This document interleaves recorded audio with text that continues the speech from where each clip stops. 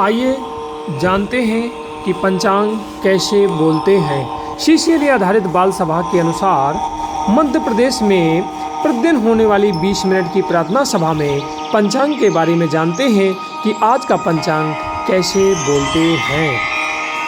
देखिए, आप प्रतिदिन पंचांग जरूर बोलते हैं।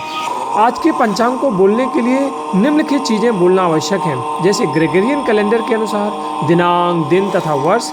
इसके बाद हिंदू कैलेंडर के अनुसार तिथि, माह और फिर शक संवत और विक्रम संवत एवं अन्य संवत के बारे में भी आप बोल सकते हैं।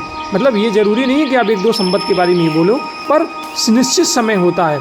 अंग्रेजी कैलेंडर या ग्रेगोरियन कैलेंडर के महीनों के बारे में आप जानते हैं कि 12 महीने इसमें होते हैं, जैसे जनवरी, फरवरी, मार्च, अप्रैल, मई, जून, जुलाई, अगस्त और सितंबर, और अक्टूबर, नवंबर और अंतिम महीना होता है दिसंबर। नवंबर या चंद्रमास के नाम इस प्रकार हैं, जैसे चैत्र, बैसाख, ज्येष्ठ, आषाढ़, श्रावण, भाद्रपद, आश्विन, कार्तिक, अगहन, पौष, माघ एवं फागुन। मतलब कि हिंदू कैलेंडर भी इसको आप एक तरह से कह सकते हैं। पूरे विश्व में समय के मापन के लिए या समय की गणना के लिए कई प्रकार के संवत होते हैं तथा भारत में भी कुछ इस प्रकार के संवत रहे हैं। कुछ संवत निम्नलिखित प्रकार के हैं, जैसे विक्रम संवत, शक संवत, हिजरी संवत, युधिष्ठिर संवत और गुप्त संवत इत्यादि।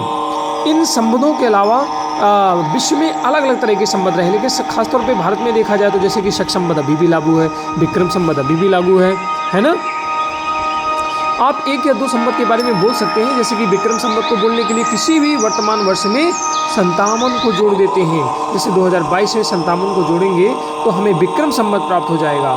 मतलब कितना हो जाएगा? 2079, है ना। 2022 में 57 को जोड़ेंगे तो कितना हो जाएगा?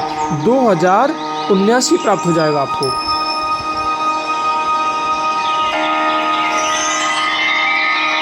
इसी तरीके से शक संवत को बोलने के लिए वर्तमान वर्ष में 78 घटा देते हैं। जैसे 2022 चल रहा है तो 2022 में 78 को घटाएंगे तो कितना प्राप्त हो जाएगा? 1944। ये क्या प्राप्त हो जाएगा? हमें शक संवत प्राप्त हो जाएगा। ठीक है, हम विक्रम संवत के बाद शक संवत बोल देंगे। इस प्रकार हम और भी अन्य संवत के बारे में बोल सकते हैं, जैसे कि हिजरी संवत के बारे में, गुप्त संवत के बारे में या अन्य संवत के बारे में। ठीक है, पर हमारे पास निश्चित या सीमित समय होता है। इस प्रकार हम 1 या 2 संवत के बारे में ही बोल के अपना पंचांग कंप्लीट कर सकते हैं। जैसे कि 20 अगस्त 2022 का पंचांग यहाँ पे हम आपको बता रहे हैं। तो आज 20 अगस्त 2022 का दिन 20 अगस्त 2022 है, दिन शनिवार है और भाद्रपद मास की 9वीं तिथि है और अभी कृष्ण पक्ष चल रहा है। विक्रम संवत 2079 तथा शक संवत 1944 है। ये हमने आपके सामने एक नमूना बनाया। जरूरी नहीं कि आप ऐसे ही बनाएं, और अन्य प्रकार से भी आप बना सकते हैं। और देखिए, जो भाद्रपद है इसके पहले सावन चल रहा था।